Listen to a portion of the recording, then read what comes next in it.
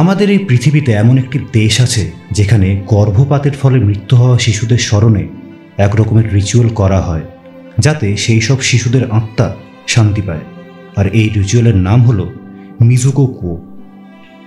মিজুকো কুয়ো কথাটার অর্থ হলো ওয়াটার চাইল্ড মেমোরিয়াল সার্ভিস। জাপানের বিভিন্ন মন্দিরে এই রিচুয়াল করা হয়। অনেকে বাড়িতেও এটা করে। অ্যাবর্শন, গর্ভপাত বা অন্য কারণে যে সব শিশু ভূমিষ্ঠ হওয়ার আগেই মারা যায়, তাদের স্মরণে এই রিচুয়াল পালন করা হয়।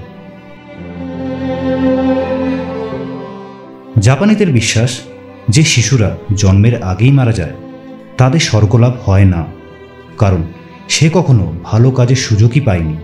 তাই সেই সব শিশুদের উদ্দেশ্যে সানজু নদীর তীরে সাইনো কাওয়ারা নামে প্রথমে একটি মূর্তি প্রতিষ্ঠা করা হয়।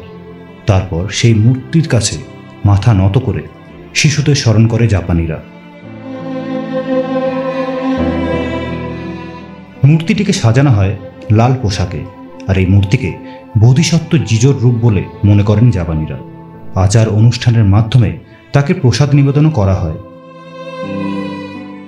বিশ্বাস করা হয় বোধিসত্ত্ব জিজো নামের ওই দেবতা ভূমিষ্ঠ হওয়ার আগেই যেসব শিশুর মৃত্যু হয়েছে তাদের স্বর্গে নিয়ে যান, এবং সেই জন্য সাইনো কাওয়ারাকে শিশুদের রক্ষাকর্তা বলে মনে করা হয়।